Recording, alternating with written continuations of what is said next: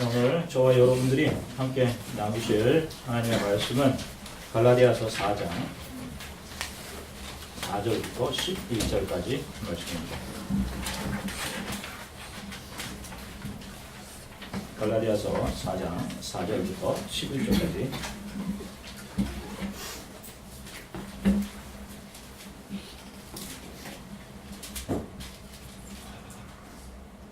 함께 하나님의 말씀을 한 목소리로 저와 여러분들이 함께 읽으시겠습니다. 때가 참에 하나님이 그 아들을 보내사 여자에게서 나게 하시고 율법 아래 나게 하신 것은 율법 아래 있는 자들을 속량하시고 우리로 아들의 명분을 얻게 하게 하시며 너희가 아들이므로 하나님이 그 아들의 영을 우리 마음 가운데 보내사 아바 아버지라 부르게 하셨느니라. 그러므로 내가 이후로는 종이 아니요 아들이니 아들이면 하나님으로 말미암아 유업을 받을 자니라.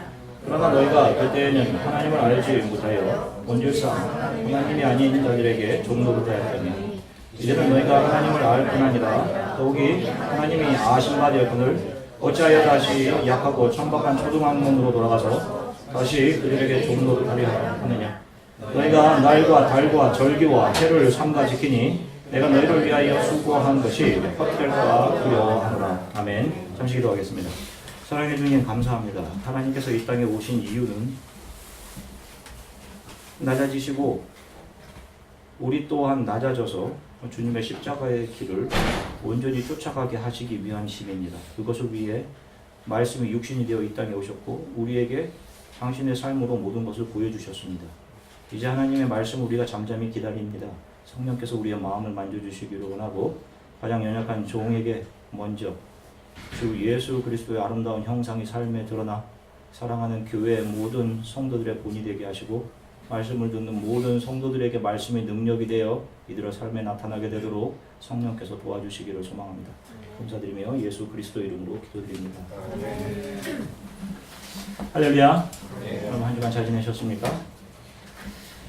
자, 저희 교회는 개혁주의 장로교회입니다. 개혁주의라는 것은 이 세상의 역사가 흘러가는 방향, 바로 인간이 세워가는 바벨, 혼동의 역사를 역행하며 살아가는 예수 그리스도의 제자들의 삶을 말함과 동시에 솔라 스크립투라, 오직 성경, 성경이 증거하는 바른 복음 위에 서서 예수 그리스도를 통해 형성된 믿음과 소망과 사랑이 내용으로 섞여 있는 신앙 생활을 해가는 자들이 붙들고 가는 가치관, 이것을 말하는 것이에요. 이것을 개혁주의라고 말하는 것입니다. 그래서 제가 늘 중점을 두고 말씀을 증거하고 있는 것은 잘못 해석되고 있는 말씀을 바로 잡는 일들이었습니다. 우리가 지난 시간에는 씨 뿌리는 자의 비유를 통해서 좋은 밭이 되도록 노력해야 한다는 잘못된 이해들을 바로 잡았습니다. 밭은 스스로의 노력이나 힘으로 결코 좋은 밭이 될 수 없는 겁니다. 농부 되신 하나님이 밭을 기경해 주셔야지만 흙인 밭이 좋은 밭이 될 수 있는 거예요. 씨 뿌리는 자의 비유는 바로 우리의 힘이나 노력에 의해서가 아닌 모퉁이 돌 대신 예수께서 은혜로 우리 안에 있는 의심의 돌과 세상을 사랑하는 마음들을 깨어 부셔 주심을 통해서 좋은 밭으로 기경된다라는 것을 증거하고 계신 겁니다. 그래서 이런 아버지의 은혜와 사랑과 열심을 담아내고 있는 것 비유라고 지난 시간에 말씀드렸습니다. 세상의 수많은 사람들은 오늘을 크리스마스로 지냅니다. 크리스마스란 크라이스트와 메스, 크라이스트 예수 메스 예배, 미사의 합성으로 예수께 드리는 예배를 의미합니다. 그 의미를 잘 알지 못한 세상 사람들은 크리스마스 캐롤과 선물, 화이트 크리스마스, 산타클로스, 미슬토우 아래서 키스하면 사랑이 이루어진다는 이야기 등등을 이날의 주제 삼아서 하루를 보냅니다. 교회는 어떻습니까? 성탄 2부 행사에서 내가 무엇을 해야 하는지 공연과 선물, 그리고 성탄절 특별 헌금, 선물 교환, 주민 초청 행사 등등 교회는 분주합니다. 저도 돌아보면 과거 중고등부 청년 시절 교회에서 했던 크리스마스 이브의 선물 교환, 행사 준비, 새벽송 돌기, 준비하며 밤늦게까지 남아서 좋아하던 여학생과 같은 공간에 있는 것을 흐뭇해하던 그런 것만으로도 아련한 추억을 삼았던 아무튼 그런 기억이 있어요. 그런 것만으로도 좋았던. 그날 누가 어떤 말씀을 전해주셨는지는 전혀 기억이 나지 않습니다. 실은 이날 영광을 받으셔야 하시는 분은 예수님인데 사람들은 단순히 예수님이 이날 이 땅에 오셨다는 사실만 인지한 채 사람들은 이날의 실질적인 주인공은 자신의 즐거움을 만족시키는 것으로 채워버리고 있어요.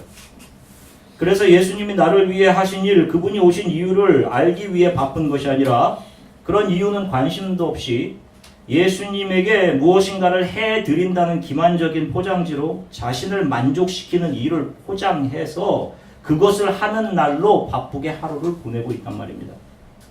자, 그러면 교회가 이 날을 이런 식으로 지키는 것이 과연 성경적일까요?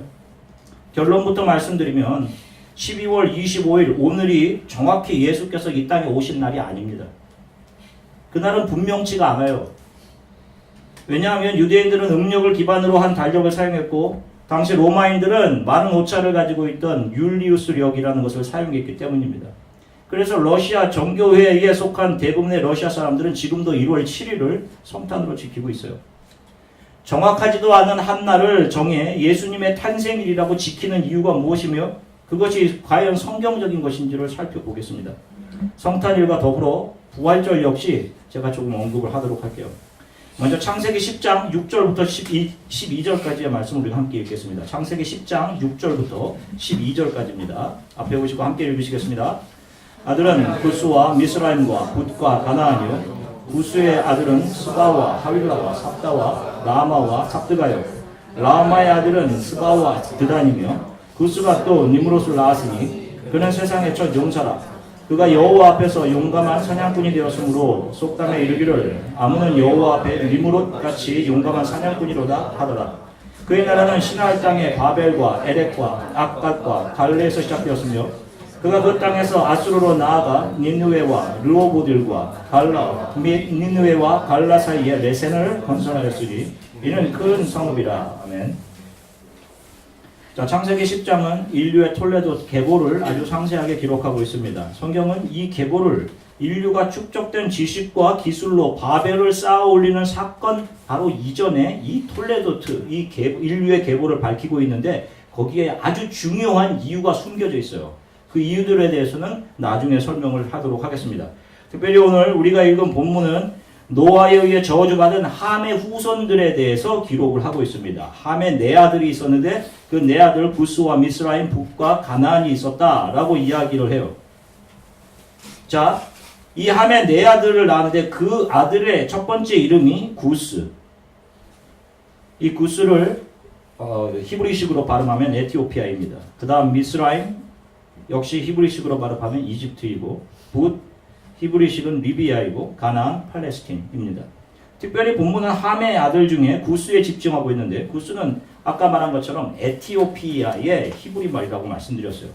그 구스의 아들 중에 니므롯이라고 하는 사람이 있습니다. 그는 이 세상에서 첫 용사였다라고 이야기합니다. 이 니므롯이 여호와 앞에서 특이한 사냥꾼이었다라고 하는데 여기서 앞에서라고 번역된 전치사 히브리어 파괴라는 전치사는 against 라는 의미로도 사용되는 단어예요. 히브리어를 헬라어로 번역한 70인역을 살펴보면 이 히브리어 파괴를 헬라어로는 에반티오스라고 번역을 했어요. 이 단어 역시 against, opposite, contrary라고 하는 의미를 가지고 있는 거예요. 대항해서. 정리하면 이 니므롯은 인간을 물로 심판한 전능하신 하나님을 넘어서려고 하는 자였습니다. 그리고 하나님을 대항하는 자였다는 거예요. 그가 4개의 나라와 4개의 성을 짓습니다. 다시 말하면 인본주의의 결정체가 바로 이 니므롯이에요. 그의 나라에 대해서 언급하는데 그의 나라는 시날 땅의 바벨과 에렉과 악갓과 갈레에서 시작되었고 시날 땅이라고 나옵니다.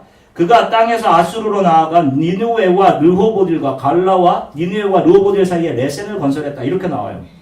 니므롯은 자신의 힘으로 하나님을 대항하고 사람들을 압제해서 제국을 세우고 스스로를 영웅 신격화하고 하나님 자리에 앉아있는 세상의 왕 타락한 자의 대표로 바벨론으로 우리에게 성경이 보여주고 있는 것입니다.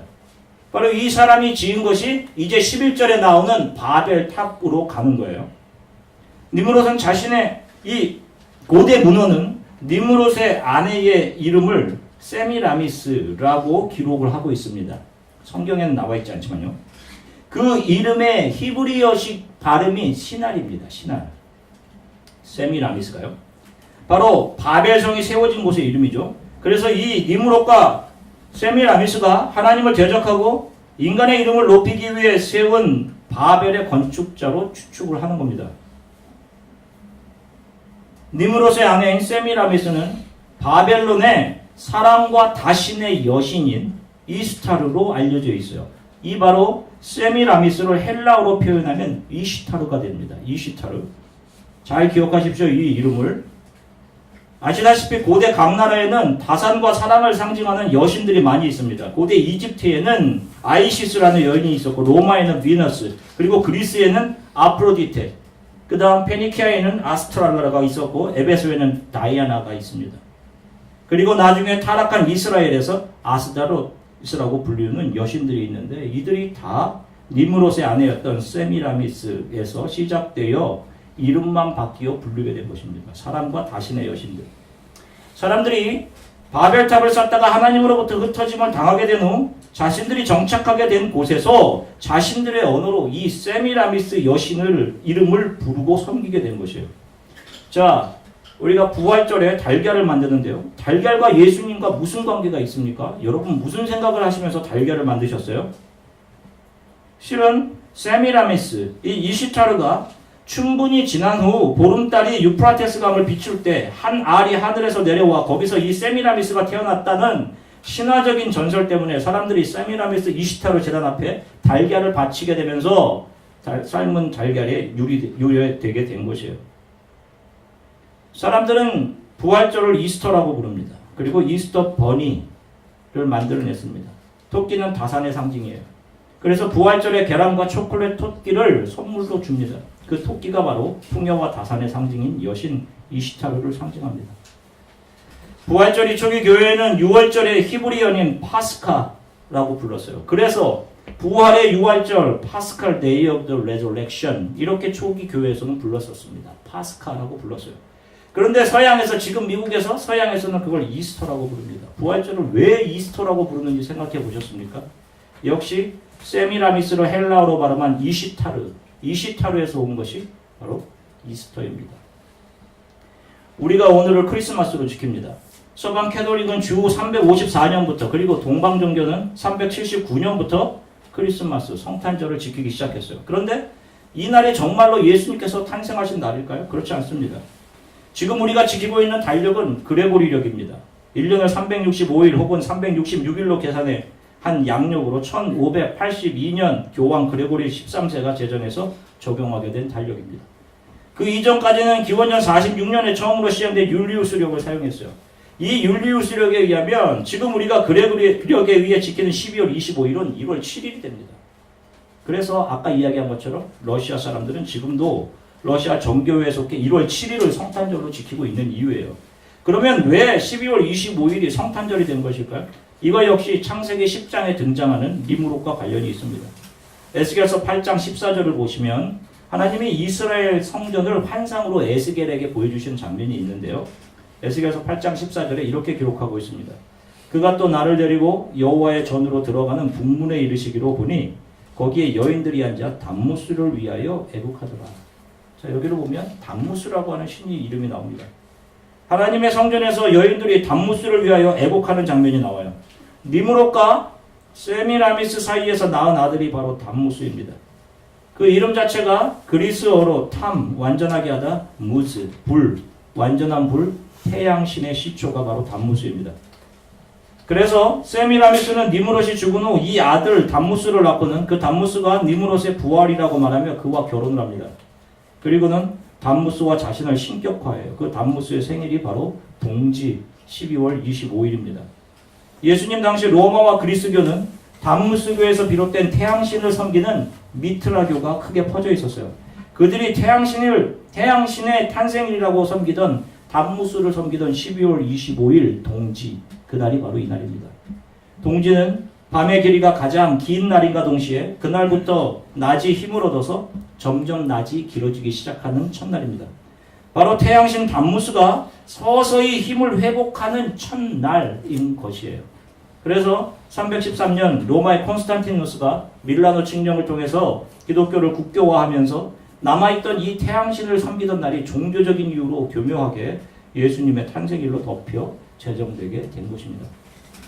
예수 그리스도를 따르는 우리 크리스천들에게 특별히 한 날을 예수님이 오신 날로 정해 지킬 이유가 없는 거예요.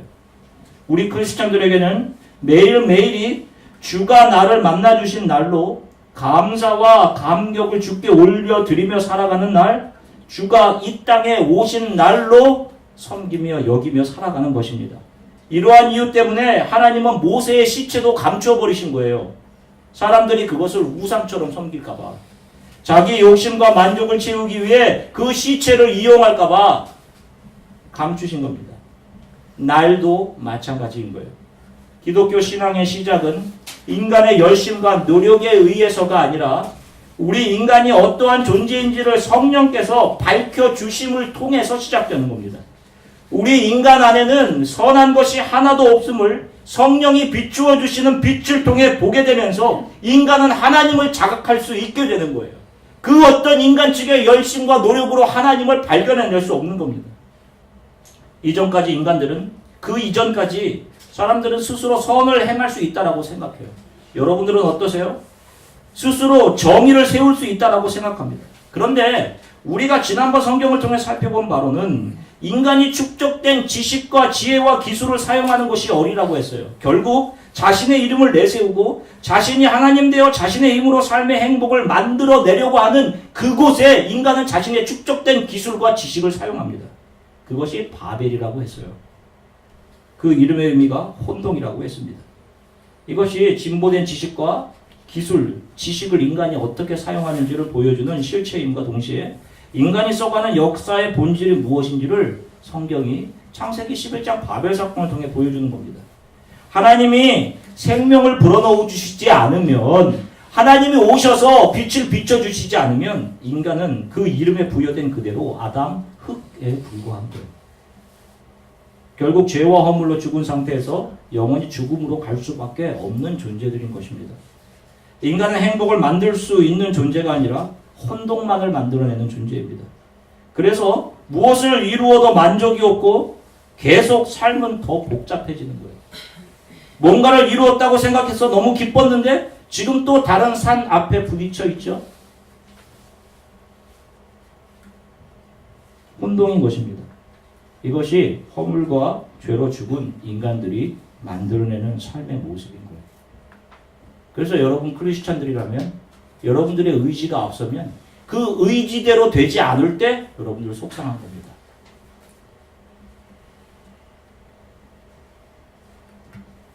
그러면 이제 우리가 이 땅에, 예수께서 이 땅에 오심이 무엇을 의미하는지, 그 오심 안에는 어떤 버림이 담겨져 있었는지를 조금 살펴볼게요. 창세기 38장에는 아버지 야곱으로부터 장차 메시아가 나올 약속을 받은 유다의 이야기가 나옵니다. 그것이 요셉 이야기 사이에 삽입이 되어 있어요. 이상하게도 38장에. 물론 야곱의 자녀들에 대한 축복의 내용은 창세기 49장에 나오지만 창세기는 특별히 38장 한 장을 할애해서 장차 메시아가 나올 유다 지파를 조명하고 있습니다. 여기에 등장하는 다말이라는 여인이 있어요. 다말은 유다의 큰 며느리입니다. 그의 남편인 엘이 자녀 없이 죽습니다. 그래서 그녀가 생각해낸 일이 무엇이었습니까? 창녀의 모습을 하고 시아버지를 유혹하는 일이었어요. 대를 잇기 위해서. 다말의 일은 인간의 법과 양심으로는 극혐이자 악입니다. 어떻게 정숙한 여인이 창녀의 모습으로 시아버지를 유혹할 수가 있어요? 돌에 맞아 죽어야 하죠. 그런데 이 다말은 분명 자신의 가문을 통해서 메시아가 오게 될 것이라는 야곱의 유언을 시아버지 유다로부터 듣고 있었을 겁니다. 장자였기 때문에. 그 다말이 자신의 모든 굴욕과 창피함과 돌에 맞아 죽음을 무릅쓰고 창녀가 된 거예요. 창녀의 자리로 간 겁니다. 그리고 그녀는 유다의 아이를 결국 갖게 돼요. 몇 달이 지나 사람들이 다말이 임신했다고 유다에게 이야기합니다. 창세기 38장 24절 함께 읽어보겠습니다. 창세기 38장 24절입니다. 석 달쯤 후에 어떤 사람이 유다에게 일러 말하되 내 며느리는 다말이 행음하였고 그 행음함으로 말미암아 임신하였느니라. 유다가 이르되 그를 끌어내어 불사르라. 다말이 자신을 통해 자녀의 대를 잇기 위해 사자인 유다 집안에 약속되어진 메시아의 약속이 자신의 대에서 끊어지지 않도록 스스로 창녀가 되어 시아버지와 도덕적으로 볼 때는 천한 일, 수많은 사람들의 비난과 조롱, 돌에 맞아 죽을지도 모르는 일을 행하는 겁니다. 결국 이 다말이 유다를 통해 낳은 아들 베레스를 통해 메시아의 계보는 이어져요. 주 예수가 이 땅에 오신 것을 보십시오. 하나님, 천지의 창조자이신 하나님이 무엇이 선인지, 하나님이 어디 있느냐며 스스로 교만해서 자기가 하나님 되어 살아가던 인간들에게 자신을 철저히 낮추어 오셨습니다. 왜 오신 것입니까? 하나님을 떠난 인간들에게 영원한 구원의 길을 열어주시기 위해서입니다. 오늘 우리가 읽은 갈라디아서 4장 5절인데 다시 한번 읽어보도록 하겠습니다. 갈라디아서 4장 5절. 이것을 율법 아래에 있는 자들을 구속하시고 또 우리가 아들로 입양되게 하려 하십니다. 아멘. 여기에 무슨 조건이 있습니까? 여러분은 어떤 기도가 하나님이 받으시는 기도예요? 어떤 자를 하나님이 기뻐하십니까? 내가 이런 일을 해서 하나님께 영광을 돌렸습니다 라고 하는 사람들입니까? 아니에요. 하나님은 돌들러도 입을 열어서 하나님께 영광 돌려 찬양하게 하실 수 있는 창조자이십니다. 내가 이렇게 금식을 하고 내가 교회에서 직분을마다 이렇게 교회에서 신앙생활을 이렇게 했습니다 라는 종교 행위의 자랑입니까? 하나님은 그런 것 받지 않으십니다. 하나님은 아버지 긍휼히 여겨주세요. 제가 한 것은 다 죄뿐이군요. 내 마음을 보니 선한 것이 하나도 없군요. 하나님 저를 긍휼히 여겨주십시오 라고 하는 자들을 자녀로 안아주시는 겁니다. 이런 자들을 기뻐하시는 거예요. 그래서 다른 봉사하지 마시고 먼저 하나님의 은혜를 헤아리고 그 은혜를 더듬어 보며 그 은혜를 알게 해달라는 기도가 가장 먼저입니다 라고 제가 누누이 말씀드리는 거예요. 그 은혜에 덮인 자들이, 예수의 은혜에 덮여진 자들이 예수의 성품을 자신의 삶으로 내놓으면서 살아가는 것입니다. 예수가 오셔서 부르신 자들에게 알려주신 예수를 따르는 자들의 삶이 무엇이었었어요? 여러분 성경을 통해 보세요. 예수를 온전히 따랐던 자들의 삶이 어떤 것인지. 그것은 이 땅에서 우리는 다말처럼 창피한 자리로 내려가고 주의 나라를 위해 사람들에게 손가락질 당하는 자리로 내려가는 겁니다. 세상 사람들이 우러러보는 성공의 자리로 가는 것이 아니라, 머리가 되는 것이 아니라 나는 죽고 나는 지고 나는 내어주는 자리로 내려가는 것이 맞는 거예요. 다말처럼 예수 그리스도처럼 그 자리로 가는 것입니다. 이것이 예수께서 이 땅에 오셔서 그분의 자녀된 저와 여러분들에게 알려주신, 보여주신 크리스찬들의 삶의 모습인 겁니다. 그런데 왜 이 땅에서 얻고 잘되고 만사 형통하는 것을 기독교의 복으로 삼고 신앙생활을 하냔 말입니다. 왜 자기중심적인, 자기 기분에 맞게 신앙생활을 하냐고요. 그런 것은 기독교가 아닌 것이에요. 다 자기 소원을 이루기 위한 샤머니즘, 토테미즘 이런 것에 불과한 것일 뿐입니다. 제가 여러분들께 여쭤볼게요. 여러분들에게 사랑하는 딸이 있습니다. 그 사랑하는 딸이 어느 날 여러분들에게 와서 아버지, 엄마, 제가 이 사람과 결혼하려고 해요. 그런데 이 사람에게 한 가지 흠이 있습니다. 문둥병이 걸렸어요. 여러분 그 사람에게 여러분들의 딸을 주시겠습니까? 가당치도 않죠. 관절이 떨어지고 손톱이 떨어지고 눈썹이 떨어지고 언제 죽을지 모르는 사람을 감염시키는 문둥병 환자에게 여러분들의 딸을 주시겠어요?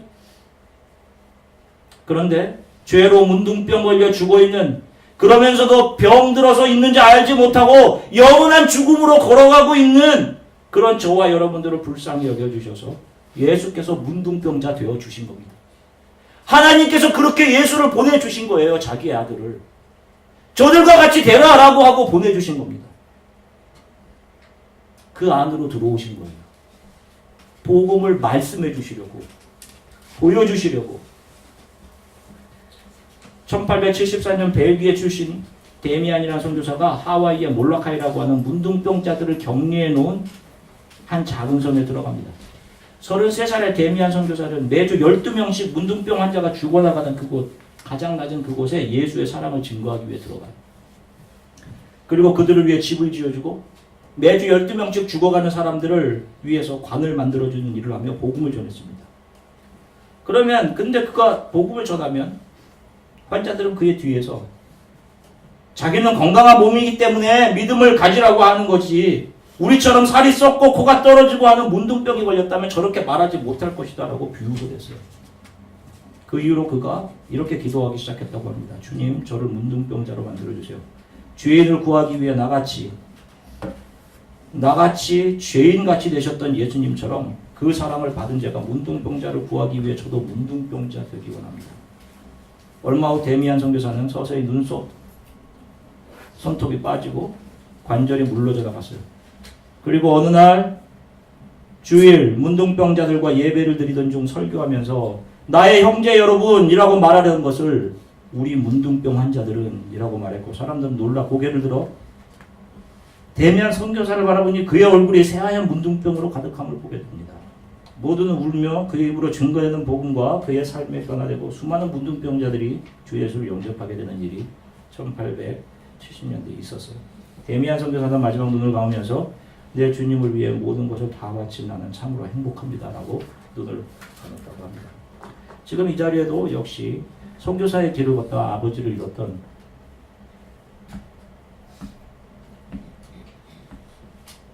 한 자매가 우리와 함께 있습니다. 전혀 내색은 하지 않지만 그런 동역자가 있다는 것에 감사하며 그런 동역자가 걸어간 길을 저도 묵묵히 걸어가려고 해요. 지금 이 시간에도 드러나지 않지만 주 예수 그리스도의 복음 들고 낮아져 주 예수 그리스도를 따르는 수많은 사람들이 있음을 여러분들 기억하십시오.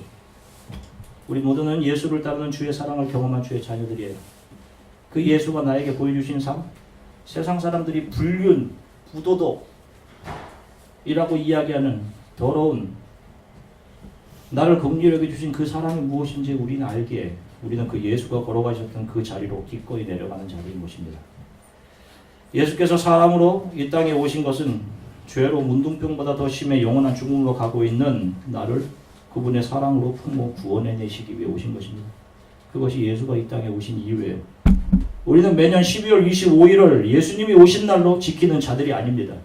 가장 추악한 죄인인 나를 위해 하늘의 모든 영광을 뒤로하고 이 땅에 오셔서 은혜의 복음을 선포하시고 그분의 삶으로 보여주셨고 은혜를 깨달아 주의 발 앞에 엎드린 나를 하나님의 자녀로 품어주시는 놀라운 하나님의 은혜를 매일매일 감사하고 감격하면서, 그래서 매 주일 주 앞에 무릎 꿇고 나의 낮아짐을 오히려 기뻐하고 감사하며 살아가는 자들인 거예요.